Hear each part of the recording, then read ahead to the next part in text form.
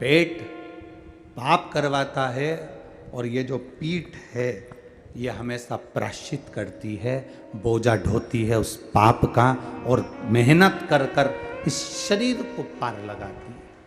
पेट में और पीठ में अंतर ही यही है। पेट पाप कराने का कार्य करता है, पेट हमको पाप की ओर लेकर जाता है। थोड़ा सा लोभ बढ़ता गया बढ़ता गया बढ़ता गया, थोड़ा महंगाई बढ़ी तो और वस्तुओं की महंगाई बढ़ा दी। 1 रुपए की चीज़ 4 रुपए में, 4 रुपए की 8 रुपए में, 8 रुपए की 10 रुपए में, 10 रुपए की 20 रुपए में बढ़ती चली गई बढ़ती चली गई बढ़ती चली गई। हमने उसका अधिक फल पा लिया, पर भोगना तो पीठ को पड़ा है, भोगना तो पीठ को पड़ा। इसीलिए बार बार पहले भी कहा, मत बुरे कर्म कर बंदे वरना पछताएगा, भगवान की आंखों से तू बच नहीं पाएगा, तू बच नहीं पाएगा। अरे ओ अज्ञानी मत कर नादानी, अरे ओ अज्ञानी मत कर नादानी। तेरे कर्म का फल भी तू ही पाएगा, जैसा किया तूने तेरे आगे आएगा। मत बुरे कर्म कर बंदे वरना पछताएगा, भगवान की आंखों से तू बच नहीं पाएगा, तू बच नहीं पाएगा। अरे ओ अज्ञानी मत कर नादानी। आप इस स्थान की मर्यादा रखिए। सास हो सास की मर्यादा रखिए, ससुर हो ससुर की मर्यादा रखिए, ननंद हो ननंद की मर्यादा रखिए, भाभी हो भाभी की मर्यादा रखिए, भाई हो भाई की मर्यादा रखिए। भीष्म पितामह अगर अपनी मर्यादा रख लेते और उस जगह पर भीष्म पितामह थे, घर के सबसे बयो सबसे वृद्ध सबसे बड़े, अगर एक बार उठकर कह देते दुशासन चीर छोड़ बहू का, द्रौपदी के चीर को हाथ मत लगा लेना दुशासन, और द्रौपदी से कह देते बेटी आओ यहाँ बैठो, बैठ जाओ, अपनी गांधारी सास के पास जाकर बैठ जाओ, रोमती उसके पास जाकर बैठो, तो दुशासन और दुर्योधन की हिम्मत नहीं होती कि वो चीर खींच लेते। पर मर्यादा हट गई थी। एक बड़ा अपनी मर्यादा ना छोड़े, एक छोटा अपनी मर्यादा ना छोड़े, एक बहू अपनी मर्यादा ना छोड़े, एक सास अपनी मर्यादा ना छोड़े। जो अपनी मर्यादाओं में घिरे हुए हैं वो अपने जीवन को सार्थक कर लेते हैं। ड्राइवर की सीट पर किसी को गाड़ी चलाना नहीं आती, बस का ड्राइवर बस लेकर आया, चाय पीने के लिए नीचे उतर गया, उसकी सीट पे कोई दूसरा चढ़कर बैठ गया, किसी को नहीं मालूम कि ये ड्राइवर है कि नहीं। कोई वहां से निकल कर जा रहा था और उसने कह दिया ड्राइवर साहब रायपुर तक जाएगी क्या बस? अब तुम्हें तो मालूम था कि बस जाएगी। हाँ साहब जाएगी। दूसरा आया ड्राइवर साहब ये बस रायपुर तक जाएगी क्या? हाँ साहब जाएगी। अब तुम ड्राइवर हो क्या? जम के तो बोलो, नहीं हो ना। ड्राइवर की सीट पर जो बैठा है वो ड्राइवर नहीं है, पर वो चाय पीने ड्राइवर गया और ये उसकी सीट पर बैठ गया तो लोगों को क्या मालूम कि ये ड्राइवर है कि नहीं, परंतु सब ने कहा ड्राइवर साहब ड्राइवर साहब ड्राइवर साहब ड्राइवर साहब। सब गाड़ी में बैठ गए। मालूम पड़ा जब तो ये तो ड्राइवर था ही नहीं, ये तो नीचे उतर गया। ड्राइवर चाय पी के आया, गाड़ी में बैठा, ड्राइवर की सीट पर बैठा और उसने गाड़ी चलाना प्रारंभ करी। अर्थात ड्राइवर की सीट पर जो बैठा वो ड्राइवर कहला गया। ड्राइवर की सीट पर जो बैठा लोगों ने उसको ड्राइवर कह दिया। जो रोज रोज मंदिर में जाकर बैठता है, रोज रोज सत्संग में जाकर बैठता है, रोज रोज भगवान की कथा में जाकर बैठता है, उसको लोग कुछ भी कहते हो, पर धीरे धीरे लोग कहने लगते हैं ये तो कहीं का भक्त है रे, 24 घंटे मंदिर में पड़ा रहता है, 24 घंटे भगवान की भक्ति में रमा रहता है, 24 घंटे इसके पास कोई काम नहीं है, जहाँ भजन होता है वहाँ जाकर बैठ जाती है, जहाँ कीर्तन होता है वहाँ जाकर पहुँच जाती है। लोग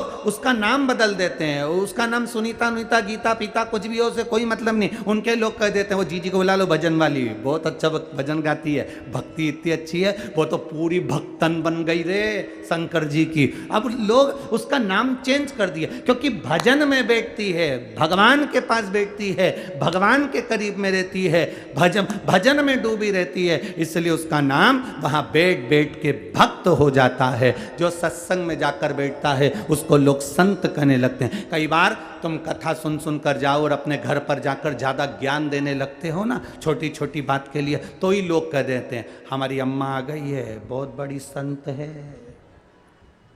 सियोर वाला महाराज की कथा सुन सुन के पूरी संत बन गई है, तो संत।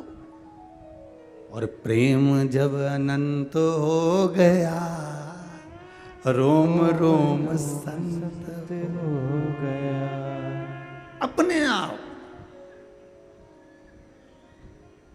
अब तुम चलो, यहां बैठे थे, कथा में बैठे, भक्त कहलाए, संत कहलाए, मंदिर गए तो लोग पुजारी जी समझ लिए। मंदिर में रोज रोज पोछा लगाओगे तो दूसरे आके समझेंगे काम वाली है। बोलो सही है कि गलत है? कि मंदिर में नौकरी करती होगी, पर तुम्हें मालूम है कि मैं नौकरी किसी की नहीं कर रही, मैं तो नौकरी मेरे देवाधिदेव महादेव की कर रही हूं, उसके सिवाय किसी की नहीं कर रही। मैं तुम्हें नौकर समझा। स्थान, जिस जगह पर तुम बैठ रहे हो उसकी कीमत देखिए कितनी है। अब चलो, तुम जाके मदिरा की दुकान पर, दारू की दुकान पर जो नी भी पीता, मत पिए, पर मदिरा की दुकान पर जरा रोज जाके शाम के टाइम खड़ा हो जाए, मत पिए, पर लोग क्या कहेंगे? राम सिंह का छोरा, वो नाथुराम की औलाद,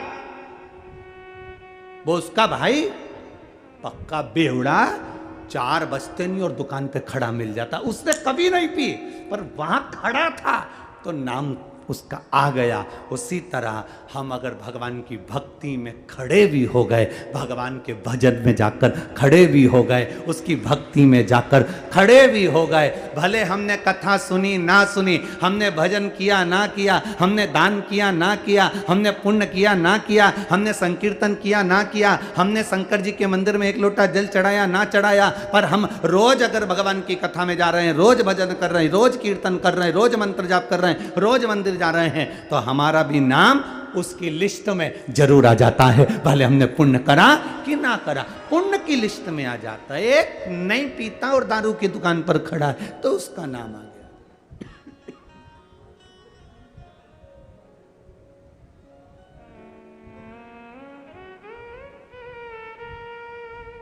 आप रोज भजन करेंगे, भजन में आपका नाम आ गया। कल कथा चल रही थी नंदनार की, बधुआ मजदूर है, और ऐसा बधुआ मजदूर जिसका सेठ 4 घंटे छुट्टी देता था और 20 घंटे काम कराता था। बधुआ मजदूर है, बधुआ मजदूर, इतना काम कराता था कि कभी छुट्टी नहीं देता था। एक दिन उस नंदनार के हृदय में एक बात आ गई और उसको 25 किलोमीटर दूर जो तिरुंगपुर मंदिर है, तिरुपुंगुर के उस शिव जी के मंदिर में दर्शन करने जाना है। उसने अपने सेठ जी से कहा, सेठ जी मुझे तिरुपुंगुर जाकर महादेव का दर्शन करना है। सेठ जी ने कहा, कभी तेरे घर में तेरी माता जी मर जाती है, कभी तेरे घर में तेरे पिताजी मर जाते हैं, कभी तेरे घर में शादी आ जाती है, कभी तेरे घर में काम आ जाता है, कभी तेरे घर में फंक्शन आ जाता है, जब देखो जब छुट्टी मार कर चला जाता है, कोई छुट्टी नहीं मिलेगी। काम करो, शंकर जी के पास जाने की जरूरत नहीं है। तुम शिव जी के मंदिर चले जाओगे तो क्या शंकर जी तुम्हारा काम कर लेंगे? चलो काम करो अपने। नंदनार सेठ जी के घर में बधुआ मजदूर था। बधुआ मजदूर का मतलब है कि बिक चुका था, बिक गया।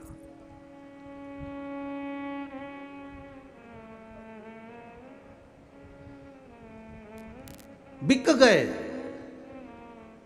और कल आपको कथा में कहा था बिकना ही है ना, तो संसार के लोगों के हाथ में मत बिकना। अगर बिकना है तो मेरे महादेव के चरणों में जाकर बिक जाना, बिक लो। मेरे बाबा तेरी नौकरी सबसे बढ़िया है, सबसे तेरे दरवाजे की चाकरी सबसे बढ़िया है, सबसे खरी। जब से तेरा गुलाम हो गया तब से मेरा भी नाम हो गया। जब से तेरा गुलाम हो गया तब से मेरा भी नाम हो गया। वरना वो काट क्या थी मेरी, सबसे बढ़िया है, सबसे खरी।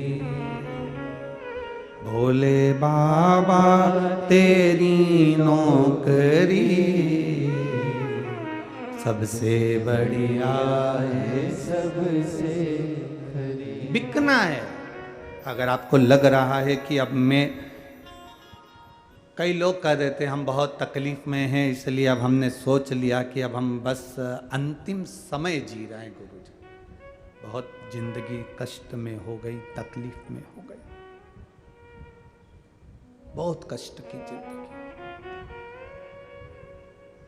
अब हमारे को जीने की आस नहीं है। एक माँ, अभी अलवर की कथा की बात है।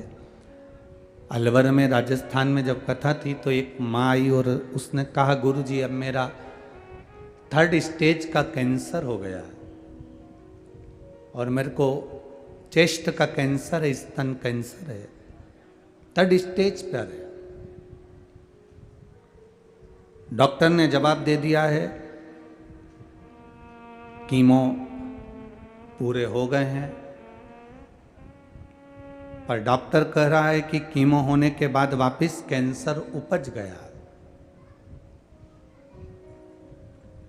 सिर के पूरे बाल उस महिला के कीमो के कारण चले गए। अब उसने पूछा,